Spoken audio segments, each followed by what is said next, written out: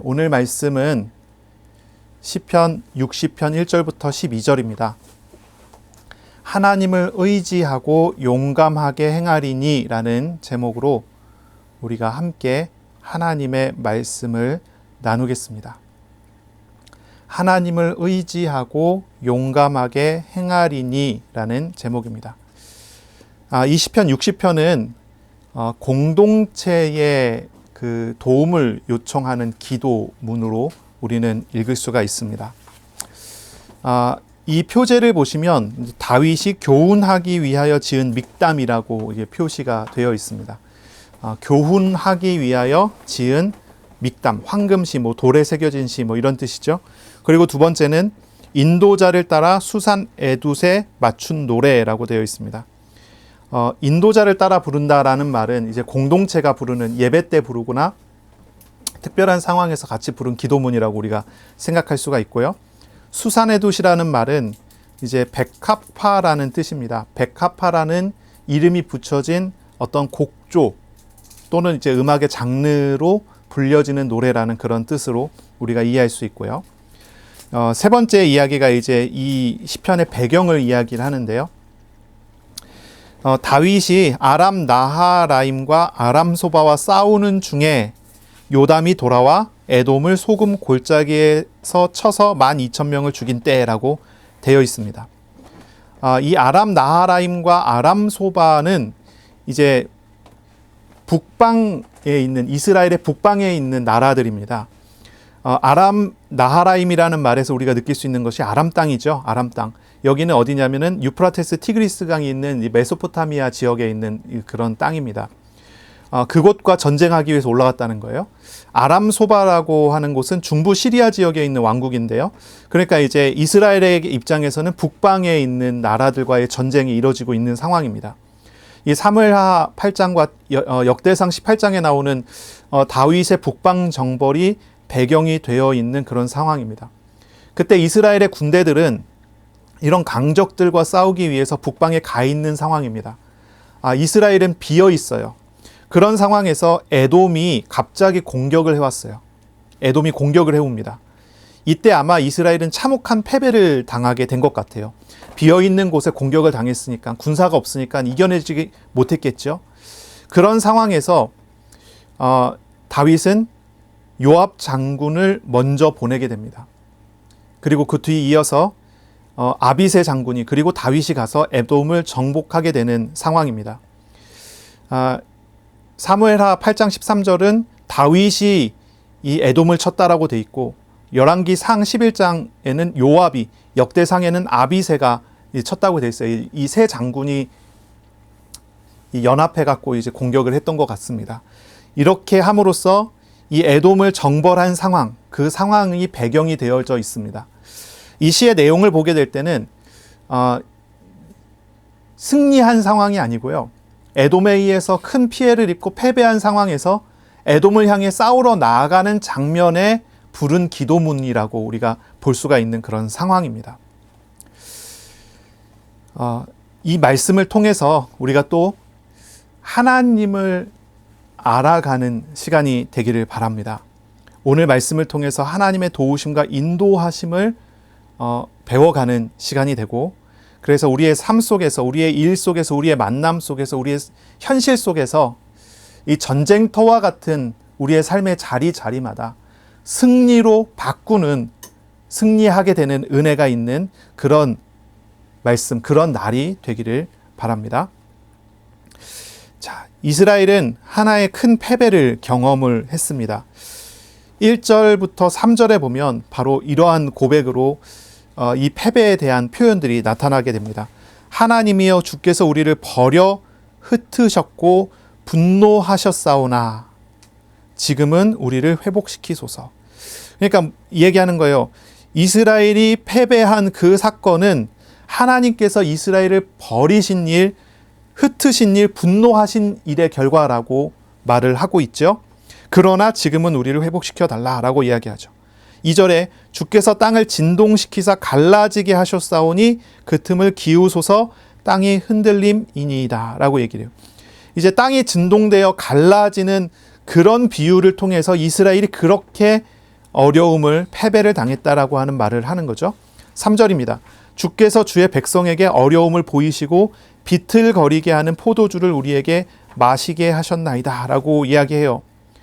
이 포도주라고 하는 것은, 포도주를 마셨다라고 하는 것은 이런 표현으로 우리가 이해하면 조금 더 쉽습니다. 진노의 잔을 마셨다.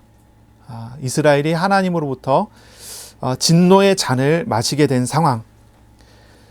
그래서 그것을 암시합니다. 그러므로 이스라엘은 하나님의 보호하심이나 하나님으로부터 받은 분별력도 다 잃어버리고 스스로 취해 스스로 무너지고 패배하게 되었다고 말합니다.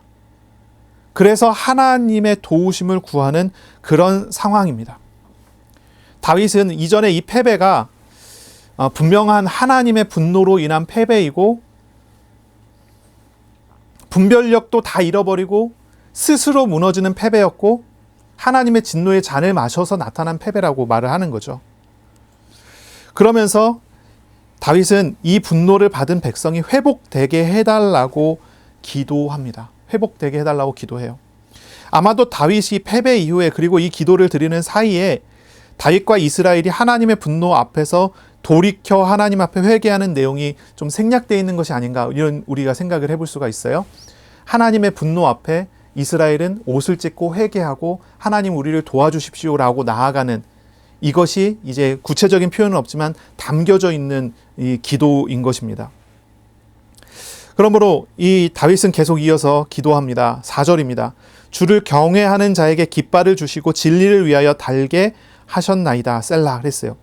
그러니까 하나님을 믿는 사람들이 진리를 위하여, 하나님을 위하여 피하도록 하나님의 군대라는, 하나님의 사람들이라는 깃발을 올려주세요라고 하는 거예요. 하나님의 깃발 아래 들어가면 우리는 안전할 것이니 하나님의 깃발을 올려서 우리를 구원해 주세요라는 거예요. 근데 여기에 표현이 참 재미있습니다. 하나님의 백성이라든지 아니면은 이스라엘이라고 표현하지 않습니다. 주를 경외하는 자라고 표현을 합니다. 경외하는 자. 하나님께서 분노하셨는데 그 와중에 돌이켜 경외하는 사람들이 나타납니다. 그들에게 피할 길을 내달라라고 요청하는 거죠. 그래서 5절에 더 이어집니다. 주께서 사랑하시는 자를 건지시기 위하여 주의 오른손으로 구원하시고 응답하소서라고 말합니다. 다윗은 자신들이 하나님의 사랑받는 자라고 표현을 하고 하나님의 오른손으로 구원해 달라고 요청합니다. 우리는 하나님을 경외하는 사람들이 되어 있고 하나님은 우리를 사랑하시니 우리를 피하게 해주십시오라고 표현을 하는 거죠. 하나님의 분노는 무슨 이유 때문에 분노하셨을 것입니다. 그게 무슨 이유겠죠? 이스라엘이 교만해졌다든지 이스라엘이 하나님을 떠났다든지 어떤 그런 이유가 있었을 것입니다. 그러나 다윗과 이스라엘은 이렇게 돌이켜 하나님 찾는 기도로 나오게 됩니다. 그리고 하나님께 돌이켜 나오게 됐을 때 하나님은 이스라엘과 함께 하시며 그리고 소금 골짜기에서 대승을 거두는 결과를 맺게 하신다라는 것입니다. 이것이 이 시의 배경이고 이 시의 흐름이고 내용입니다. 이 시는 다윗이 패배의 소식을 듣고 이제 다시 그 전쟁이잖아요. 북방에서의 전쟁하고 있는데 군대를 반 나눠갖고 에돔으로 전쟁하러 사람들을 보내는 상황입니다. 그런 상황 속에서 다윗이 다급한 상황 속에서 하나님께 기도하는데 그들을 구원해달라, 이런 기도를 하는 거예요. 이 기도의 상황은 그런 상황이었지만 전쟁이 다 마치고 난 다음에 여기에 제목을 붙이기를 이렇게 붙인 것입니다. 에돔을 소금 골짜기에 쳐서 12,000명을 죽인 때라고 표현하고 있습니다. 그러니 이걸 부르는 사람들은 어떤 배경을 가지고 부르는 거죠? 이러한 기도를 하나님께서 응답하셨고 승리했고 그래서 현장이 변화됐다고 하는 확실한 사실을 알고서 부르는 기도이기도 한 것이죠. 자, 우리가 어려움과 고난을 당할 때가 있습니다. 그렇죠? 어떠한 일들이 벌어질 때가 있어요. 일들은 우연히 되는 일은 아닙니다. 하나님께서 허락하시지 않으면 일어나지 않는 일들이겠죠. 그런 일들이 일어났을 때 우리는 그 일들을, 그 고난들을 어떻게 이해해야 합니까? 어떻게 이해해야 될까요? 이해하는 것보다 더 중요한 것이 있어요. 이해보다 더 우선시해야 되는 것이 있습니다. 그것은 하나님 편으로 돌아서는 것입니다. 하나님 편에 서는 것입니다. 다른 말로 회개하는 것입니다. 회개하는 거예요. 그리고 하나님 편으로 돌아서서 회개하는 그런 일들을 하면서 동시에 하나님을 신뢰하고 하나님의 선하신 뜻을 믿고 결국은 하나님께서 더 좋은 길로 인도하실 것을 믿는 것입니다. 다윗은 이 패배의 상황에서, 아주 다급한 상황에서 다급합니다. 그러니까 하나님께 이거 왜 그렇습니까? 무엇 때문입니까? 묻지도 않습니다. 먼저 하나님 편으로 돌아가고 하나님 찾고 의지하면서 그러면서 전쟁터로 나아가게 되는 것이죠. 고난과 어려움이 올 때 우리가 그것을 어떻게 이해하는가, 이게 참 중요한 일입니다. 우리는 이런 질문을 할 수 있어요. 하나님께서 우리를 사랑하신다면서 왜 분노하시고 사랑하신다면서 왜 패배하게 하십니까? 또 이런 질문을 할 수 있어요. 왜 믿는 사람이 고난을 당해야 합니까? 이 질문에 대한 정확한 답을 우리는 잘 알 수가 없습니다. 근데 알 수 있는 때가 옵니다. 그때는 언제냐면 시간이 지나고 난 다음에, 모든 것이 마무리되고 난 다음에 돌이켜보면 알 수 있게 되죠. 하나님의 선하신 뜻은 지나고 난 다음에 이해가 될 때가 참 많이 있습니다. 우리가 알고 있는 하나님은 어떤 분이십니까? 성경의 하나님은, 우리의 하나님은 선하신 분이십니다. 우리에게 악을 행하시는 분이 아니십니다. 그 하나님께서 우리에게 어떠한 일을 행하신다고 했을 때 그것이 선한 일입니까? 악한 일입니까? 바른 부모는 자식에게 악한 것을, 나쁜 것을 주지 않습니다. 어떤 부모가 자식에게 뱀을 주고 독을 주겠습니까? 정갈을 주겠습니까? 그렇지 않습니다. 부모는 자식에게 좋은 것을 주는 존재입니다. 그것이 부모입니다. 하나님은 우리를 사랑하신다 하셨고 변함없는 사랑, 헤세드의 사랑으로 우리를 사랑해 주셨습니다. 그런데 그 하나님이 우리에게 어떠한 일을 허락하셨다 한다면 그 일은 우리에게 결코 악한 일이 아닐 것입니다. 잠시 잠깐 우리가 그것 때문에 어려움을 당할 수 있지만 지나고 나면 그것을 하나님께서 선하게 사용하셨다는 것을 분명히 우리는 알게 될 것입니다. 자녀들이 잘못 갈 때 부모들은 회초리를 들게 됩니다. 자녀가 잘못 가고 있고 잘못하고 있는데 그것을 보고 회초리를 들지 않고 잔소리를 하지 않는다면 그건 바른 부모가 아닙니다. 자식이 잘못돼도 나 몰라라 하는 그런 태도입니다. 바른 부모라면 그렇게 하지 않습니다. 하나님께서 때로는 우리에게 어떠한 일을 허락하시는 것은 우리를 바꾸기 위한 목적이 있고 우리를 변화시키기 위한 목적이 있는 것일 수 있습니다. 물론 또 다른 이유가 있을 수도 있습니다. 하나님께서 더 큰 것을, 더 좋은 것을 원하셔서 그래서 우리가 스스로 감당해야 할 십자가를 우리가 져야 되는 그런 때도 있습니다. 그러나 지금 우리가 이야기하는 이 성경 본문은 그런 내용은 아니고요. 하나님께서 어떤 이유를 가지고 이스라엘에게 시험을 주셨다는 것입니다. 이것은 교훈입니다. 다윗이 이야기하는 교훈하기 위하여 지은 믹담이라고 합니다. 성경의 하나님은 선하시고 악을 행하시는 하나님이 분명히 아닙니다. 우리의 지혜로는 하나님을 다 알 수 없고 하나님의 뜻을 다 알 수 없습니다. 하지만 성경에서 그리고 지금 우리의 삶의 자리에서 하나님은 언제나 사람과 신실하심으로 우리를 만나주시는 분이시라는 것은 우리가 확실히 알고 있고 알아가고 있습니다. 우리는 하나님의 뜻을 다 이해할 수 없음을 인정해야 합니다. 하나님의 지혜는 우리가 다 이해할 수 있는 것이 분명히 아닙니다. 우리가 이해할 수 있다면 그것은 하나님의 지혜가 아닐 거예요. 아니면 하나님의 지혜 중에 아주 작은 일부분을 우리가 이해하고 전부를 이해했다고 착각하는 것일 수 있습니다. 하나님이 우리에게 가르쳐 주시면 우리가 알 수 있지만 하나님께서 우리에게 가르쳐 주시면 알 수 없는 것이 하나님의 지혜와 관련된 일이에요. 하나님의 뜻과 관련된 일입니다. 우리가 하나님의 말씀을 듣고 하나님의 뜻을 이해했다고 생각한다면 그것은 굉장한 교만입니다. 우리는 일부 하나님이 보여주시는 일부의 방향을 볼 뿐이지 우리가 온전히 알지 못합니다. 하나님은 때때로 우리에게 일의 이유를 숨기실 때가 많이 있습니다. 물론 사랑하는 자녀이기 때문에 하나님은 하나님의 뜻을, 하나님의 일을 우리에게 친절하게 가르쳐 주시긴 하지만 때때로는 하나님이 숨기실 때가 있어요.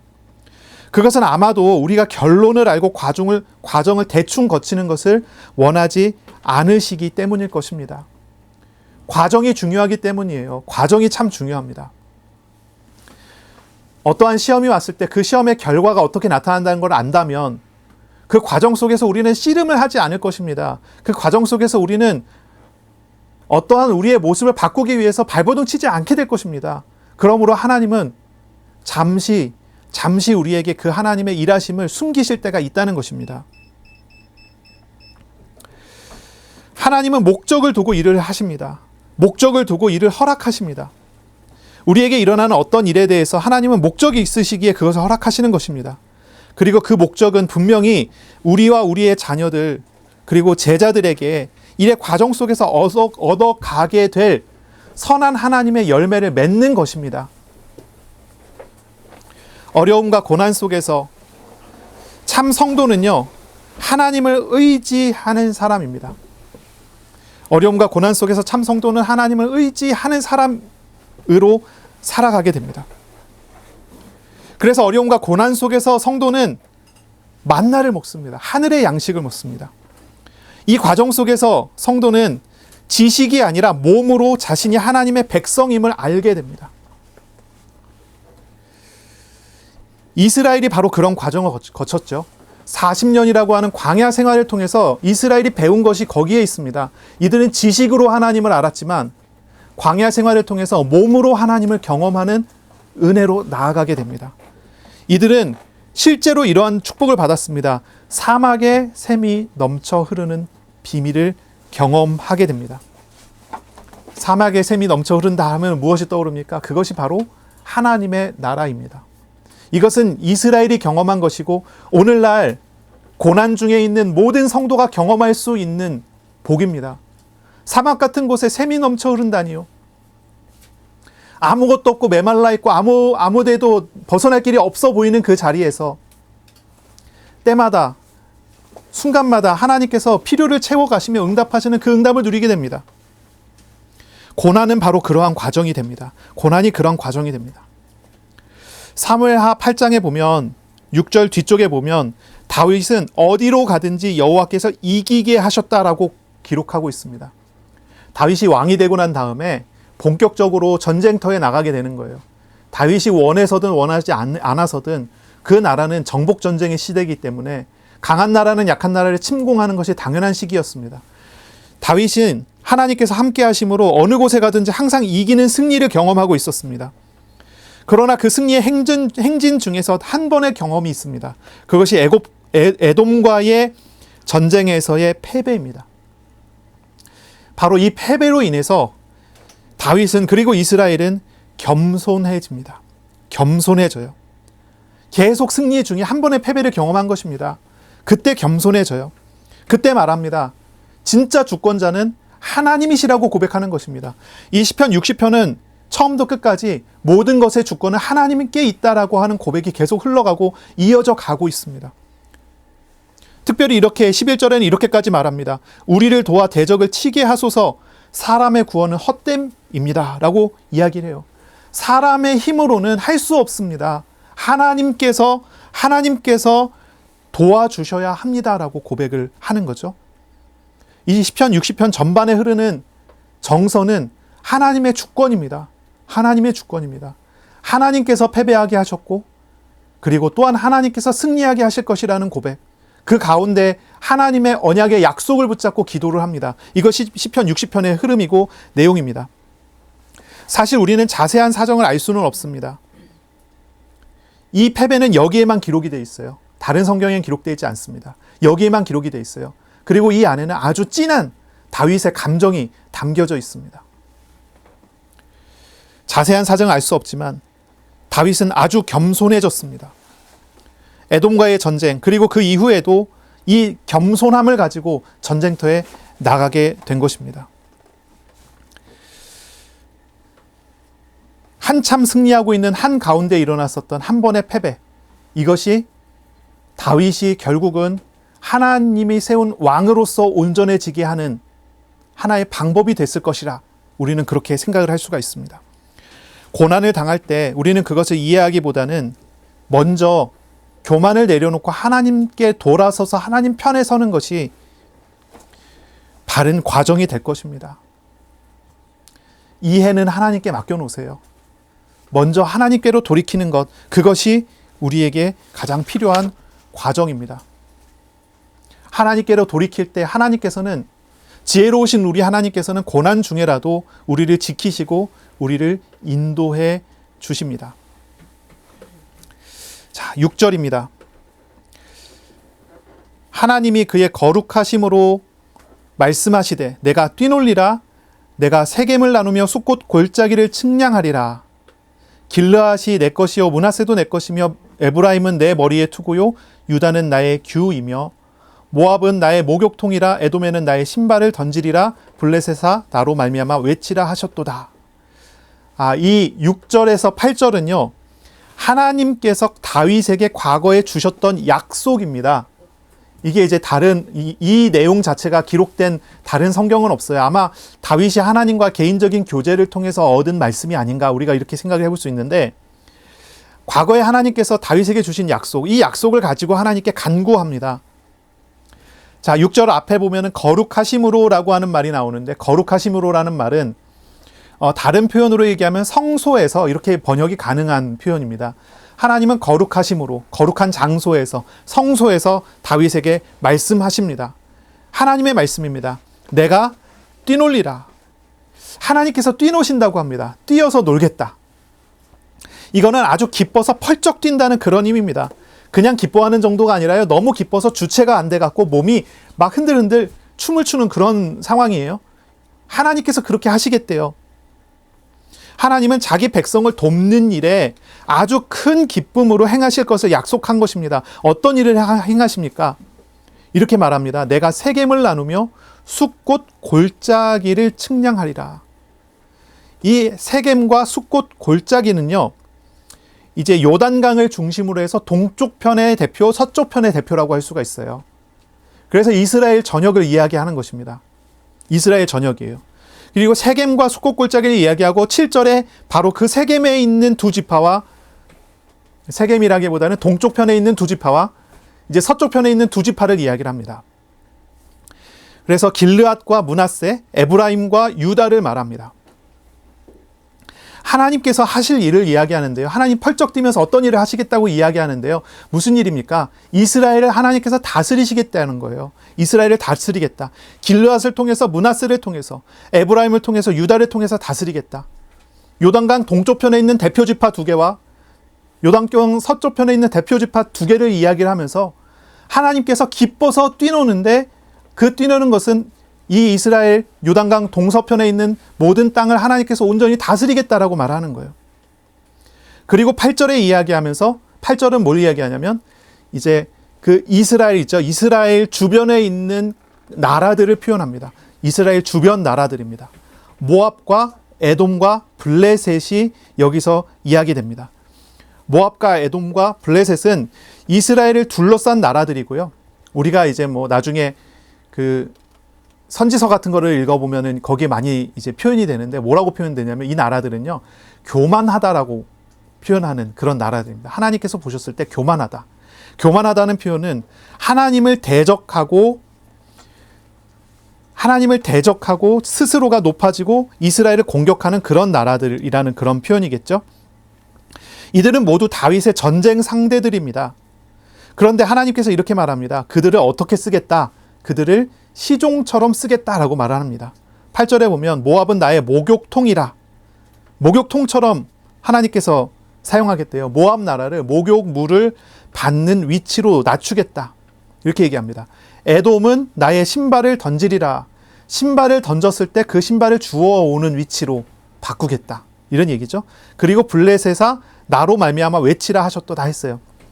블레셋은 이스라엘이 종처럼 되어서 이스라엘을 통해 하나님의 승리가 나타날 때 그것을 소리쳐 외치는 나라가 되게 하겠다는 거예요.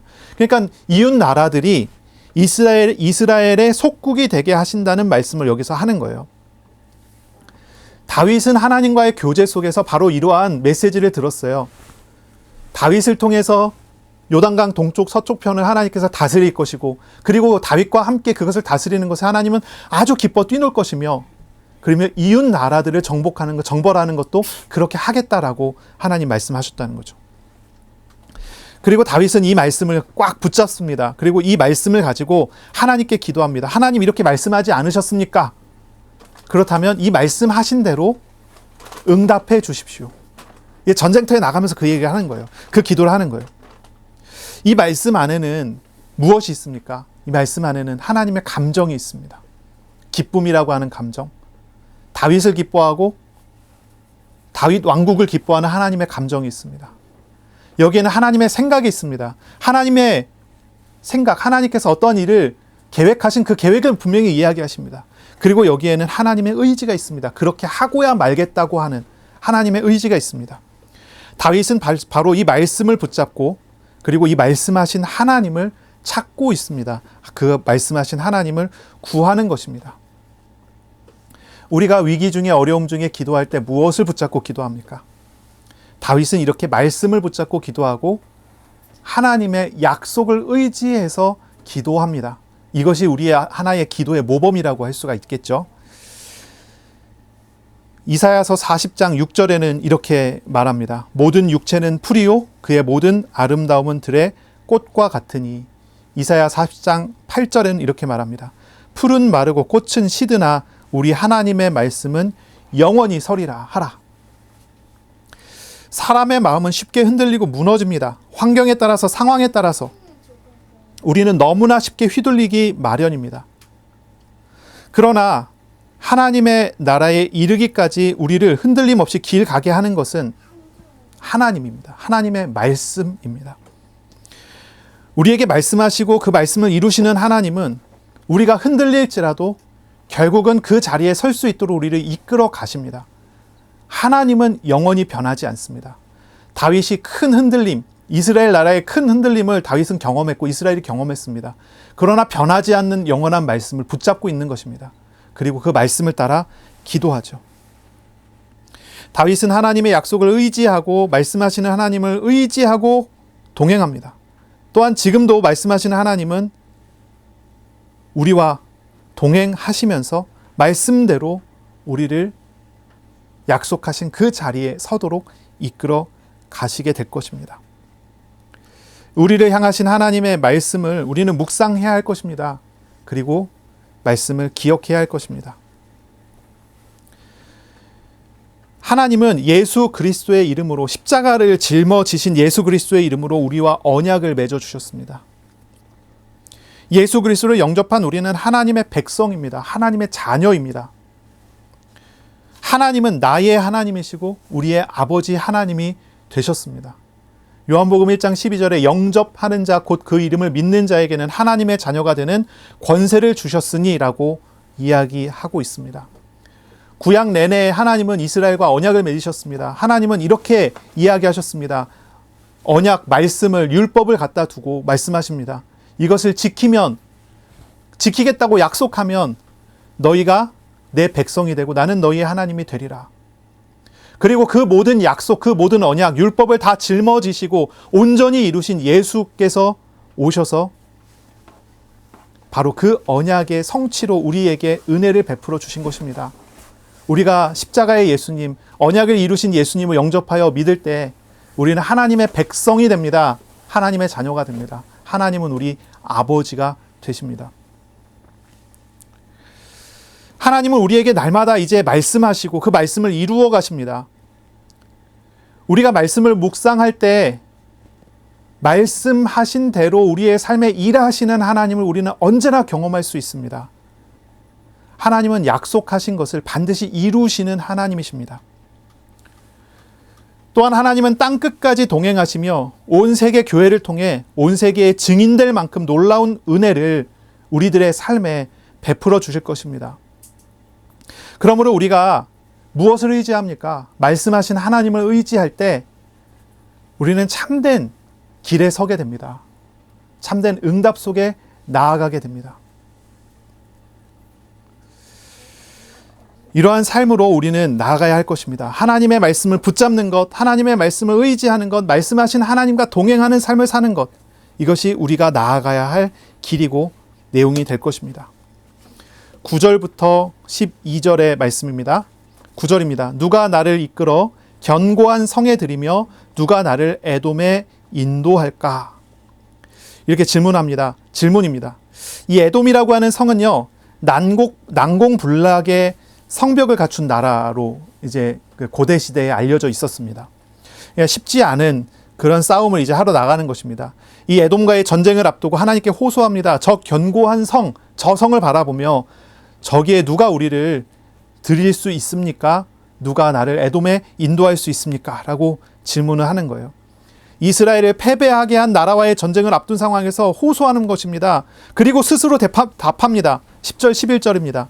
하나님이여 주께서 우리를 버리지 아니하셨나이까? 하나님이여 주께서 우리 군대와 함께 나아가지 아니하시나이다 라고 말해요.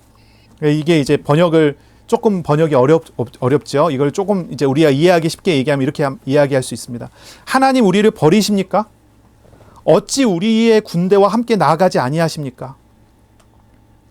11절입니다. 우리를 도와 대적을 치게 하소서. 사람의 구원은 헛됨이니이다 라고 하여, 사람의 도움을 헛되니 우리를 도와주세요. 원수를 물리치도록 도와주세요. 이 다윗은 스스로 질문하고 스스로 답합니다. 하나님만이 필요하다라고 아주 겸손한 태도로 하나님께 구합니다. 다윗은 이 호소에서 인간의 힘의 헛됨을 이야기합니다. 하나님의 함께하심만이, 그리고 하나님의 도우심만이, 하나님의 구원만이 필요하다고 고백하고 있습니다. 그리스도인들의 힘은 어디에서 나옵니까? 우리 한번 이런 질문을 꼭 해봐야 돼요. 그리스도인들의 힘은 어디서 나옵니까? 그것은 오직 하나님이 함께 하심에서 나오는 것입니다. 이것이 그리스도인의 특징입니다. 그리스도인의 가진 놀라운 특권입니다. 하나님의 함께 하심으로 인하여 살아갈 수 있는 것, 하나님의 함께 하심을 의지하여 사는 것입니다. 이것이 그리스도인입니다. 교회를 다니면, 그리고 신앙생활을 하면 똑똑해지죠. 그렇죠? 성경도 읽고 말씀도 앉아서 1시간씩 듣고 그러면은 인내심도 많이 생기고 집중력도 많이 커질 겁니다. 교회를 다니면, 이 교회 활동을 하면 발표도 잘하고 자신감도 많이 생길 것입니다. 성경을 읽으면 집중력도 좋아지고, 교회 다니면은 교회에서 활동하는 이런 저런 활동을 많이 다니면 마음도 많이 건강해질 것입니다. 다 좋은 말이에요. 다 좋은 말입니다. 그런데 그리스도인의 힘은 이런 것이 아니에요. 이런 건 다 부가적인 거예요. 그리스도인의 힘은 무엇입니까? 초월자이신 하나님, 만물의 섭리자이신 하나님이 함께하는 사람으로 사는 것. 이것이 그리스도인의 힘이에요. 하나님께서 그리스도인을 위하여 싸우신다는 것을 아는 그 사실에 있는 거예요. 그것이 그리스도인의 힘이에요. 하나님이 내 안에 오셔서 나와 함께 하시고 나를 위하여 싸우고 계시다. 이걸 본다면, 이것을 안다면 그 사람은 낙심하지 않습니다. 그 사람은 하나님께로 늘 돌아가게 되는 그런 과정을 경험하게 되겠죠. 이 9절에서 12절의 이런 고백들은요, 정말 우리가 위기 중에 드릴 수 있는 고백입니다. 위기 중에 드릴 고백입니다. 우리가 전쟁터 같은 삶의 자리에 들어갈 때, 우리가 살아남아야 할 삶의 자리에 들어갈 때 우리가 진짜 해야 되는 고백입니다. 하나님이 함께 하시지 않는다면 나는 저기에서 승리할 수가 없습니다. 오직 하나님만을 구합니다라는 그런 고백이 우리에게 정말 필요합니다. 12절에 이렇게 얘기합니다. 우리가 하나님을 의지하고 용감하게 행하리니 그는 우리의 대적을 밟으실 이심이로다 라고 고백합니다. 하나님이 함께하면 우리는 용감하게 행할 수 있습니다. 주께서 원수들을 짓밟으실 것이기 때문입니다 라고 말을 하는 거예요. 하나님은 어떤 분이십니까? 우리를 도우시는 일에 기쁨을 주체하지 못하고 펄쩍 뛰며 일하시는 그런 하나님이십니다. 펄쩍펄쩍 뛰면서 우리를 위하여 일하시기를 원하시는 하나님이세요. 우리가 교만을 버리고 나의 욕심을 버리고 나의 생각을 버리고 자기를 부인하고 하나님을 정말로 믿고 신뢰하고 의지하며 주님께로 나아갈 때 우리의 삶에 하나님께서 하시는 놀라운 은혜들을 우리는 보게 될 것입니다. 하나님을 바라보며 하나님을 의지하는 그런 주간이 될 수 있기를 예수님의 이름으로 축복합니다. 아멘. 오늘 그리고 이 주간에 우리의 삶의 자리마다 우상들에게서 돌이켜서 온전히 하나님의 편에 서는 그런 주간이 되시기를 바랍니다. 또한 우리와 동행하시는 하나님을 의지하고 주님께서 우리와 동행하심을 알게 될 때 용감하게 삶을 도전하는 그런 주간이 되기를 축복합니다. 무엇보다 하나님의 말씀을 묵상하세요. 말씀하신 대로 동행하시는 하나님과 깊은 교제를 나누는 시간 되기를 예수님의 이름으로 축복합니다. 아멘. 기도하겠습니다. 하나님 아버지, 우리는 참 부족합니다. 연약합니다.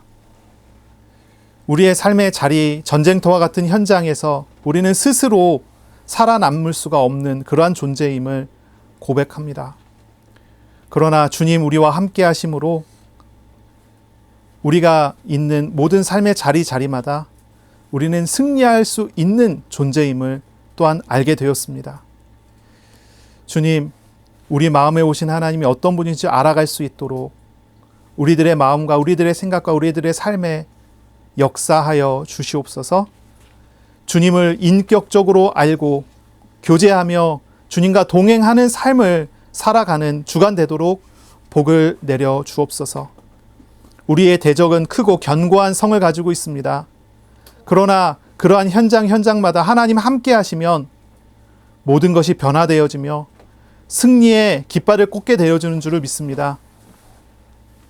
삶의 자리에서, 직장의 현장에서, 학업의 현장에서, 모든 만남 속에서 우리와 함께 하시는 하나님을 온전하게 알아가도록 이 주간 역사하여 주시옵소서. 감사하며 예수님의 이름으로 기도하옵나이다. 아멘. 우리 구주 예수 그리스도의 은혜와 하나님 아버지의 사랑하심과 성령님의 교통하심이 이제로 영원까지 항상 함께 있을지어다. 아멘.